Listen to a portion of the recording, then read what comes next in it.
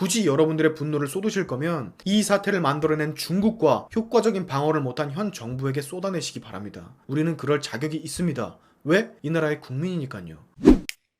반갑습니다. 바른 목소리를 전하는 유튜버 샤인입니다. 오늘은 좀 민감한 주제입니다. 바로 종교에 관한 이야기. 더구나 우한 폐렴으로 시끄러운 현 상황에서 종교, 특히 기독교와 관련된 이야기를 하는 건 뭐 아니면 도. 영상을 제작하면서도 조마조마하네요. 일단 제 영상을 다 끝까지 보시고 그때 욕을 해주시기 바랍니다. 자, 일단 저는 기독교인이 아닙니다. 카톨릭 신자인데 성당에 나가지 않은 게 거의 10년도도 넘어서 사실 종교인이라고 할 수가 없습니다. 이 점을 단디하고 넘어갈게요. 정부에서 주말 기독교 예배에 관해 약간 과하다 싶을 정도의 통제를 가하고 있는 듯 보입니다. 네, 그럴 수 있죠. 많은 사람들이 좁고 그리고 밀폐된 공간 안에 있으니 한창 바이러스가 뒤끓는 현 시점으로 봤을 때 바람직하지 못한 행동으로 보일 수 있습니다. 근데 여러분, 왜 기독교에만 날카로운 잣대를 들이미는지 전 약간의 의문이 생기더라고요. 우한 폐렴이 퍼지는데 어느 정도 영향을 끼친 신천지 사건, 얼마 전 성남에서 집단 감염을 일으킨 은혜의 강 교회 사건, 이 사례들 때문이 아닌가 싶은데요. 인터넷이나 주위 사람들의 말을 들어봐도 이제는 특정 종교, 즉 기독교에 대한 험담들이 질비하고 있습니다. 과연 언론에서 말하는 집단 감염의 온상, 집단 감염이 일어날 수도 있는 하이리스크 지역이 과연 교회뿐일까요? 전 이 건에 대해서 당당하게 아니라고 말해보겠습니다. 아닙니다. 교회만 문제가 아닙니다. 교회만 문제가 아님에도 불구하고 대다수의 국민들이 교회의 문제로만 엮어가려고 하고 있습니다. 마치 표적을 정해서 집단으로 공격하는 행태처럼요. 무언가 국민들의 들끓는 분노를 삭힐 만한 매개체로 교회, 그리고 교회에서 행하는 예배가 선택된 것 마냥 온 국민들 대다수가 교회를 비난하고 혐오하고 있습니다. 이거는 잘못된 거예요. 여러분, 길거리에 있는 많은 음식점들, 직장 옆에 위치해 있는 수많은 카페들, 점심시간에 얼마나 사람이 많은 줄 아십니까? 음식점 안 카페 안에 들어가 보면 모두 다 마스크를 벗고 여유롭게 식사하고 소소하게 담소를 나누며 커피를 마시고 있습니다. 이곳과 교회 예배, 차이점이 있을까요? 없어요.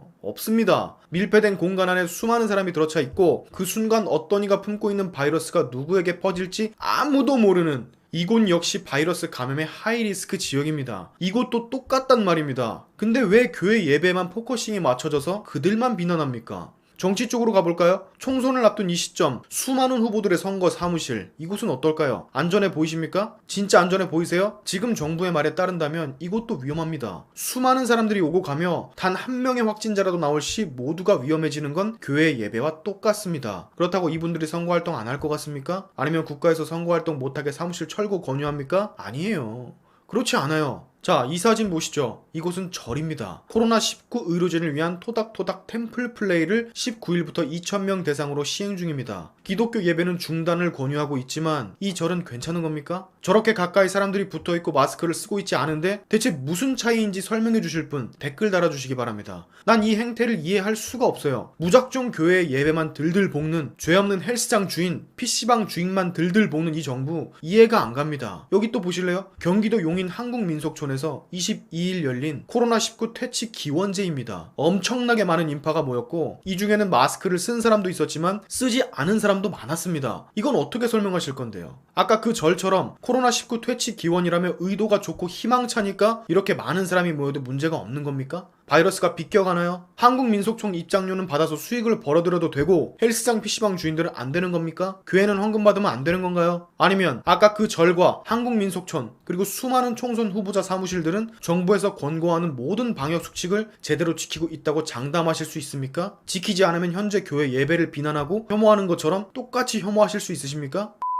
여러분들은 다 알고 있습니다. 이미 집 밖은 수많은 사람들로 붐빕니다. 마트를 가도 북적대고 카페를 가도 북적대고 그 어느 곳을 가도 저녁이나 주말엔 사람들로 북적입니다. 바이러스가 주말 피해갑니까? 바이러스가 저녁을 피해가요? 교회와 똑같이 많은 인파로 북적인다고요. 형평성이 어긋나도 너무 어긋나서 애꿎은 교회 신자들에게 가혹하리만큼의 비난의 잣대를 정부가 나서서 들이미는 것은 옳지 않습니다. 그렇지 않습니까? 여러분은 어떻게 생각하세요? 이 재앙과도 같은 일은 이미 예견되어 있었습니다. 저희가 예견을 했었고 질본이 예견을 했었으며 의사협회가 예견을 했었습니다. 한 번 바이러스가 들어오면 통제가 되지 않는 걸 일찍이 알았기 때문에 중국발 입국자를 제한하자 그렇게 외쳤던 겁니다. 확진자가 8,000명이 넘어가는 이 시점, 사실 우리가 할 수 있는 건 스스로를 최대한 보호하는 수밖에 없습니다. 지금 현 상황으로는요. 스스로를 최대한 보호한다는 말이 집에 처박혀 있으라는 말이 아니에요. 여러분들도 다 일상생활 하시잖아요. 아까 얘기했던 것처럼 카페에 들어가면 수많은 사람 속에 커피 마시면서 마스크 벗으시잖아요. 어쩔 수가 없는 거예요. 최소한의 일상생활을 하려면 많은 사람들과 부딪힐 수밖에 없는 게 지금의 사회라고요. 이 어쩔 수 없는 우리의 일상생활을 바이러스 천국으로 만들어 놓은 게 중국입니다. 그리고 막지 못하는 게 현 정부고요. 여러분,